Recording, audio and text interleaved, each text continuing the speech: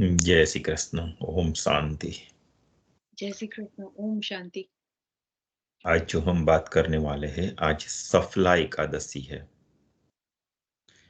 तो सफला एकादशी का क्या महत्व है और उसके पीछे क्या दंत कथा है, उसके ऊपर बात करेंगे। लास्ट टाइम जो बात की थी वो बिल्कुल फिलोसॉफिकल बात थी, गरुड़ पुराण के बेस पर।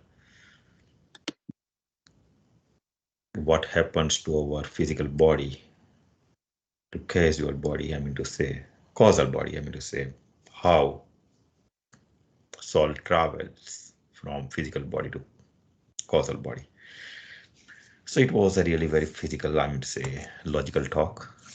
आज जो बात करने वाले हैं वो दंत कथा के ऊपर है। एक स्टोरी है, शायद आपको मजा आएगा उसमें, और जानना आवश्यक भी है। जो वैष्णव है, हिंदू संप्रदाय, सनातन धर्म में मानने वाले हैं, उसके लिए एकादशी वो बहुत बड़ा पर्व होता है।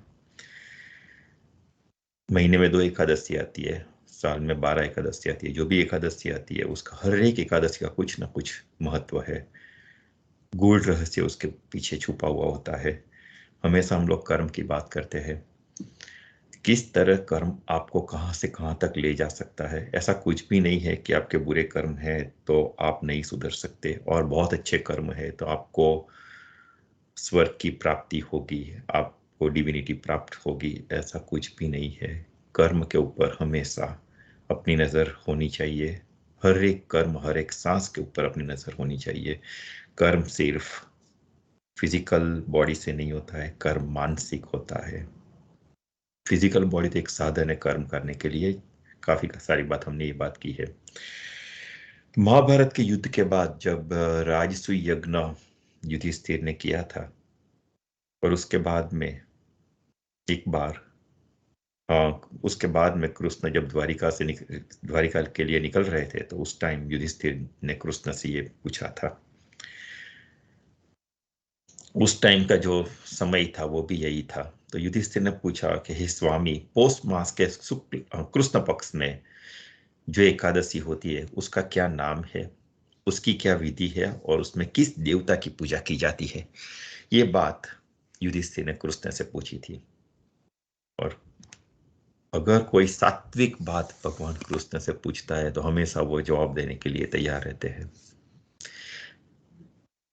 भगवान कृष्ण ने युधिष्ठिर से कहा, हे राजेंद्र, क्योंकि राजसूय यज्ञ कर चुके थे, तो भगवान का संबोधन देखो। शुरुआती भगवान ऐसे करते हैं, हे राजेंद्र, बड़ी बड़ी दक्षिणा वाले यज्ञों से भी मुझे उतना संतोष नहीं होता है जितना एकादशी के व्रत के अनुष्ठान से होता है। तो एकादशी के व्रत का अनुष्ठान, एकादशी के व्रत का महात्मा ही बस एक लाइन में ही भगवान ने सबसे पहले बता दिया। पौष मास के कृष्ण पक्ष में सफला नाम की एकादशी होती है। तो आज जो एकादशी है उसका नाम है सफला एकादशी, और इसीलिए ये वीडियो का नाम भी सफला एकादशी रखा गया है। उस दिन विधि पूर्वक भगवान नारायण की पूजा करनी चाहिए। भगवान ऐसा नहीं बोलते मेरी पूजा करो, भगवान बोलते भगवान नारायण की पूजा करनी चाहिए। जैसे नागों में शेषनाग, पक्षियों में गरुड़ तथा देवताओं में श्री विष्णु श्रेष्ठ है, उसी प्रकार संपूर्ण व्रतों में एकादशी तिथि श्रेष्ठ है। सफला एकादशी की बात नहीं है, हर एक एकादशी की बात है। कोई भी व्रत कर लो आप, लेकिन एकादशी की तिथि श्रेष्ठ है। सफला एकादशी को नाम मंत्रों का उच्चारण करके नारियल के फल, उसमें क्या क्या विधि है, विधि विधान है, यह भी बाद में हम लोग स्टोरी पर आते हैं। तो नारियल के फल, सुपारी, बिजोरा का एक वृक्ष आता है उसका फल, नींबू, अनार, आंवला, लौंग, बेर, आम के फल अगर पॉसिबल है तो, और धूप दीप से श्री हरि का पूजन करना चाहिए। ऐसा भगवान का कथन है। सफला एकादशी को विशेष रूप से दीप दान करने का विधान है। आप दीप का दान जिस तरह दिवाली के टाइम पर करते हो, उसी तरह सफला एकादशी को भी दीप दान करने का विधान है। लेकिन उसकी विधि में रात को जागना पड़ता है। जिस तरह शिवरात्रि के दिन शिवरात्रि की रात को लोग जागते हैं, बस उसी तरह थोड़ा सा मिलता जुलता ये व्रत भी है। रात को वैष्णव पुरुष, वैष्णव मीन्स यहाँ पर वैष्णव संप्रदाय की बात मैं नहीं कर रहा हूं, जो भगवान विष्णु के हाँ, सानिध्य, जो भगवान विष्णु के सानिध्य प्राप्त करने के लिए क्रियावत है, वो वैष्णव है। कोई Vishnu, again Buddha is not the monopoly of Gautama. तो वैष्णव होना भी किसी की मोनोपोली नहीं है। तो कोई एक संप्रदाय की बात यहाँ पर है ही नहीं, मानव जात के कल्याण की बात है। डिविनिटी की ओर जाने का जो रास्ता जिस भी पवित्र आत्मा ने चुन लिया है, वो वैष्णव है, उसकी बात है। तो प्लीज जब भी मैं बोलूँ तो उसका कुछ भी गलत अर्थघटन नहीं होना चाहिए, क्योंकि उससे पूरा मीनिंग बदल जाएगा और मैं संप्रदाय के दायरे में अपने आप को बांधना नहीं चाहता हूँ। उसके ऊपर की बात हम लोग कर रहे हैं। तो कोई संप्रदाय है ही नहीं, बस मानव धर्म एक ही एक संप्रदाय है।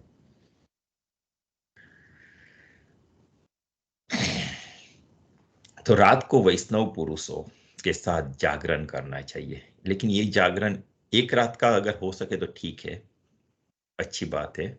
विधान तो 2 रातों का है।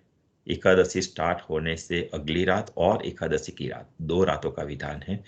अभी हम बात करेंगे उसके ऊपर भी। जब आप दंत कथा सुनेंगे तो आपको वो भी पता चलेगा। तो रात को वैष्णव पुरुष के साथ जागरण का, वैष्णव पुरुष के साथ मीन्स जहां पर भी किसी को भी कोई भी संदेह हो एकादशी के बारे में, जो उल्टा सीधा बक रहा होता है, जिसके विचार दूषित हुए हैं, उसके साथ ये, उसके लिए ये सब है ही नहीं। तो वैष्णव पुरुषों के साथ मीन्स जो धर्म के पथ पर चलने लगा है, जिसने तय कर लिया है, जो क्रियान्वित है, उसकी बात है।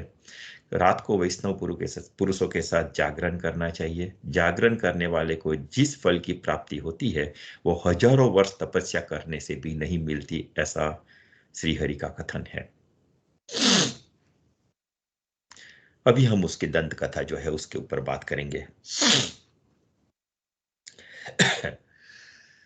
चंपावती करके, चंपावती नाम से विख्यात एक पुरी है, ऐसा भगवान बता रहे हैं।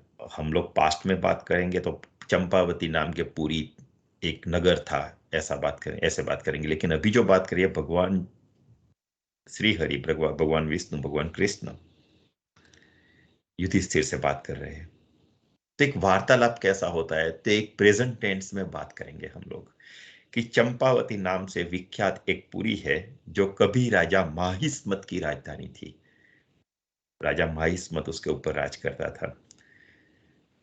वो राजर्षि था, पूरी दुनिया के ऊपर विजय प्राप्त कर चुके थे। राजर्षि माहिस्म के 5 पुत्र थे। उनमें से जो ज्येष्ठ था वो सदा पाप कर्म में लगा रहा था। ऐसा कुछ भी नहीं है, मैंने बोला है कि आपके अच्छे कर्म हो तो आपके बेटे को भी वो वंश परंपरागत मिलेगा, ऐसा नहीं है। हर एक सॉल डिफरेंट है, हर एक को अपनी यात्रा खुद करनी पड़ती है, ठीक है। तो उसमें से जो ज्येष्ठ था वह सदा पाप कर्म में लीन रहता था। परगम स्त्री, पर स्त्री गमन, उस सब में वो अपना समय और पैसा व्यस्त करता था, पिताजी के पैसा व्यस्त करता था। उसके पिता के धन को पाप कर्म में ही खर्च किया करता था। वह सदा दुराचार, परायण तथा वैष्णव और देवताओं की निंदा किया करता था। अपने पुत्र को ऐसा पापाचारी देखकर राजा महिस्मत ने राजकुमारों में उसका नाम लुब्बक करके रख दिया था। तो सब लोग अभी उसको लुब्बक करके बुलाते थे। लोभी वृत्ति, पर स्त्री गमन, असदाचार वृत्ति, दुराचार परायण, सब अवगुण उसके अंदर थे। तो सब लोग उसको लुब्बक बुलाते थे। लेकिन उसका दुराचार इतना बढ़ गया कि पिता और बाकी और 4 भाइयों थे, 5 पुत्र थे ना, तो बाकी जो 4 भाइयों थे और पिता, सबने मिलकर उसे राज्य से बाहर निकाल दिया, क्योंकि राज्य की प्रजा को वो पीड़ित कर रहा था, जो महिस्मत राजा को बिल्कुल गंवारा नहीं था। तो सबने मिलकर उसे राज्य से बाहर निकाल दिया। अब राज्य से बाहर निकालेगा तो कहां जाएगा, तो लगभग गहन वन में चला गया। वहीं रहकर उसने प्राय उसके आसपास के, जो वन के आसपास जो भी नगर थे, वो राजा के अंदर में ही आते थे, उसके राज्य में ही आते थे। लेकिन जो भी नगर थे, उनका धन लूटना चालू कर दिया, सब धन लूट रहा था वो। एक दिन जब वह रात में चोरी करने के लिए नगर में आया तो सिपाहियों ने उसे पकड़ लिया। राजा के सिपाही थे, उन्होंने पकड़ लिया। किंतु जब उसने अपनी पहचान दी कि मैं तो राजा महिष्मत का सबसे बड़ा बेटा हूं, सिपाही भी क्या करते, सिपाही ने छोड़ दिया। फिर वह वन में फिर लौट गया और मांस और वृक्षों के फल खाकर जीवन निर्वाह करने लगा, क्योंकि अभी राज्य में आना तो उसका वर्जित था। सिपाही पकड़ लेते थे। कितनी बार बताता है ऐसा कि राजा का लड़का हो इसलिए छोड़ दो, ऐसा तो नहीं होता था हर टाइम। तो वो भी सचेत हो चुका था, वो नहीं जा रहा था अभी, और मांस वृक्ष वो सब फल वो सब खाकर अपना जीवन निर्वाह कर रहा था। और उस दुष्ट, लेकिन एक बात देखो यहाँ पर, जब आपके भाग्य खुलते हैं तो आपके कर्म की दिशा भी बदल जाती है। तो उस दुष्ट का विश्राम स्थान पीपल का एक वृक्ष था जो जंगल के अंदर था, बहुत वर्षों पुराना पीपल का एक वृक्ष था। उस वन में वह वृक्ष एक महान देवता माना जाता था। जो भी ऋषि मुनि वहां से पसार होते थे उनको यह पता रहता था कि ये पीपल का वृक्ष सालों युगों शायद पुराना है। एक देवता की तरह उसकी पूजा करते थे, और यही वृक्ष उसने अपना आश्रय स्थान बना लिया था। क्योंकि जंगल में क्या होता है कि रात को जमीन पर तो रह नहीं सकते, कोई जंगली प्राणी पशु कुछ आ जाते हैं, कुछ कुछ भी कर सकते हैं। तो उससे बचने के लिए आपको पेड़ के ऊपर अपना आश्रय स्थान बनाना पड़ता है, जंगली पशुओं से बचने के लिए। ऐसा ही उसने भी किया था लुब्बक ने। और ये पाप बुद्धि वृद्धक लुब्बक था, वो वहीं निवास कर रहा था। एक दिन किसी संचित पुण्य कर्म, लास्ट टाइम हमने बात की थी कि जिनके प्राण मुंह से निकलते हैं वो अच्छे कर्म वाले भी होते हैं, बुरे कर्म वाले भी होते हैं, ऐसी बात तो हर एक में ये मिश्रण तो होता ही है, हर एक मनुष्य में होता है। बहुत कम दैवत्व लोग होते हैं वो जिनके अंदर सिर्फ प्लस ही होता है, अच्छे कर्म ही होते हैं। वो बात अभी नहीं करेंगे, ये स्टोरी पर रहते हैं, अभी ये दंत कथा है उसके ऊपर रहते हैं। तो एक दिन किसी संचित पुण्य कर्म के प्रभाव से उसके द्वारा एकादशी का व्रत अनायासी हो गया, उसका पालन हो गया। कैसे हुआ? तो पोष मास के कृष्ण पक्ष की दसवीं के दिन सुनना मेरी बात, एकादशी की बात नहीं है, 10वीं के दिन, एक दिन पहले की बात है। पापिष्ट लुब्बक ने वृक्षों के फल खाए और वस्त्रहीन होने के कारण रात भर, हाँ, उसने वो कष्ट भोगा, ठंड का कष्ट भोगा, और उसकी वजह से उसको नींद नहीं आई, आराम नहीं मिला, नींद नहीं आई, वह निष्प्राण सा हो गया था। सूर्योदय होने पर भी उसको होश नहीं आया, बिल्कुल निष्प्राण हो गया था। और अभी ये पौष मास की जो ये तिथि आती है उसमें ठंडक रहती है वातावरण में, तो ठंड की वजह से वो ठुठर रहा था, वस्त्र थे नहीं, नींद आई नहीं, उसकी वजह से आराम नहीं मिला, निष्प्राण हो गया। सूर्योदय होने पर भी उसको होश नहीं आया।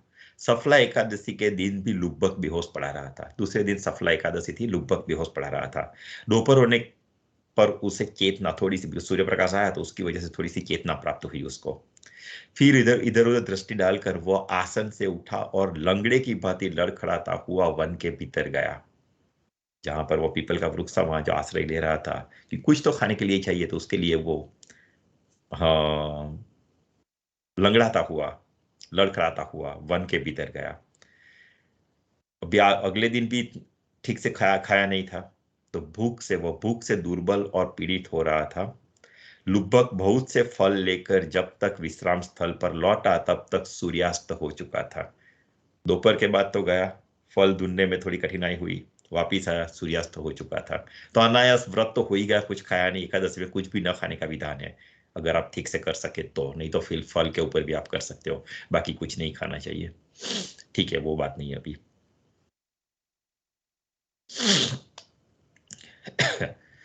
हाँ, तो लुब्बक बहुत से फल लेकर जब विश्राम स्थल पर पहुंचा तब सूर्यास्त हो चुका था, और तब उसने उस पीपल के वृक्ष की जड़ में बहुत से फल वहां पर रख दिया, और ऐसे उसके मुंह से निकल गया। फल निवेदन करते हुए उसने कहा, इन फलों से भगवान लक्ष्मीपति विष्णु संतुष्ट हो। देखो, इतना पापी आदमी, मांस का भक्षण करता था, दुराचार में व्यस्त था, पर स्त्री गमन करता था, फिर भी उसके मुंह से कुछ पुण्य कर्म के कारण, पहले ही मैंने बताया, कुछ संचित कर्म उसके जाग गए, तो उसकी वजह से उसके मुंह से ये निकल गया। पीपल का वृक्ष, वहां सब फल नीचे रख, कोई था तो जगह तो था ही नहीं कुछ रखने के लिए, तो वहां पर उसने फल रख दिया, और उसके मुंह से अनायास ही ऐसा निकल गया कि लक्ष्मीपति विष्णु, भगवान श्री विष्णु को ये फल अर्पित हो और वो संतुष्ट हो। ये कहकर लुब्बक ने रात भर नींद नहीं ली, क्योंकि फल खाने का मन था नहीं, कुछ तबियत भी ठीक नहीं थी। तो लेके आया लेकिन खाया नहीं कुछ, तो रात भर फिर से नींद नहीं ली। 10वीं के दिन तो वो पूरी रात जाग रहा था, बिकॉज ठंड की वजह से, वस्त्र थे नहीं ठंड की वजह से। अभी एकादशी के दिन भी ऐसा ही हुआ कि रात भर खाया नहीं था, पूरा दिन कुछ खाया नहीं था, अगली रात भी कुछ नहीं खाया था, तो उसकी वजह से उसको नींद नहीं आई, तो दूसरी दूसरी रात भी उसका जागरण हो गया। इस प्रकार अनायास ही उसने उस व्रत का पालन कर लिया जो उसके दिमाग में बिल्कुल नहीं था। उस समय सहसा आकाशवाणी हुई, एकदम से एक आकाशवाणी हुई, क्योंकि व्रत का पालन तो हो चुका था उसका। राजकुमार, तुम सफला ऐसा एकादशी के प्रसाद से राज्य और पुत्र प्राप्त करोगे। ये जो एकादशी तुमने की अनायास, बिना जाने, फिर भी तुम एक राज्य और पुत्र प्राप्त करोगे, एक राजा बनोगे और पुत्र की प्राप्ति होगी तुम्हें। बहुत अच्छा कहकर उसने वो वरदान स्वीकार भी किया। अचेतन अवस्था में था, क्या हुआ क्या नहीं उसका उसको कुछ पता नहीं था। अचेतन अवस्था में ऐसा ही कुछ आकाशवाणी कुछ कोई बोला होगा ऐसा कुछ ने, ठीक है ऐसा कर लो उसके, क्योंकि जब भगवान आपको कुछ देते हैं और आप किसी को कुछ देते हैं, जब तक वो स्वीकार नहीं करता है तब तक वो दान माना नहीं जाता है। तो भगवान ने भी ऐसी आकाशवाणी की, लेकिन आकाशवाणी को स्वीकार जब तक नहीं किया जाता तब तक उसका फल नहीं मिलता है। ऐसा भी एक विधि विधान है। तो लुब्बक ने ये ऐसा स्वीकार भी कर लिया, वो भी अनायास ही हो गया जैसे मैंने बताया। इसके बाद उसका स्वरूप दिव्य हो गया, दिव्य होने लगा। जो जंगल में भटकने वाले आदमी, महीनों तक सालों तक भटकने वाले आदमी कैसा होता है, बिना नहाए बिना, लेकिन अब उसका स्वरूप दिव्य होने लगा। तब से उसकी उत्तम बुद्धि भगवान विष्णु के भजन में लगने लगी, शरीर शुद्धि हो गई और भगवान विष्णु के प्रति अनायास उसके मुंह से सब अभी निकलने लगा। पुण्यजन संचित कर्म के जागरण से जागृत होते ही ऐसा होता है। दिव्य आभूषण से सुशोभित होकर उसने निष्कपट राज्य प्राप्त किया। कैसे प्राप्त किया वो सब बहुत लंबी स्टोरी है, वो बाद में करेंगे किसी दिन, लेकिन उसने एक राज्य प्राप्त किया और 15 वर्षों तक उस राज्य के ऊपर उसने शासन किया। और उसको मनोज्ञ नाम का एक लड़का हुआ, मनोज्ञ, लुपक को, जो एकदम सदाचारी था। जब वह बड़ा हुआ तब लुब्बक ने तुरंत ही राज्य की ममता को छोड़ दिया और उसे पुत्र को सौंप दिया। पूरा राज्य अपने पुत्र को सौंप के वो वहां से स्वयं भगवान श्री कृष्ण के समीप चला गया, मीन्स उसकी आराधना करने लगा। वहां जाकर मनुष्य कभी जहां जाकर मनुष्य कभी शोक में नहीं पड़ता, ऐसा भगवान श्री कृष्ण युधिष्ठिर से कहते हैं। तो इस प्रकार जो सफला एकादशी का उत्तम व्रत करता है, उसे इस लोक में सुख भोग कर मरने के पश्चात मोक्ष प्राप्त होता है। संसार में वे मनुष्य धन्य है जो सफला एकादशी के व्रत में लगे रहते हैं, उन्हीं का जन्म सफल होता है। तो महाभारत की इस महिमा से कृष्ण ने युधिष्ठिर द्वारा, युधिष्ठिर कृष्ण ने ही युधिष्ठिर के दिमाग में एक ख्याल डाला था, जिसकी वजह से हम पृथ्वीवासियों, हम लोग को ये लोक में सफला एकादशी व्रत का क्या महत्व है वो भगवान सबको दे सके। ओम शांति। आज की बात यहीं पूरी करते हैं। ओम शांति। जय श्री कृष्ण।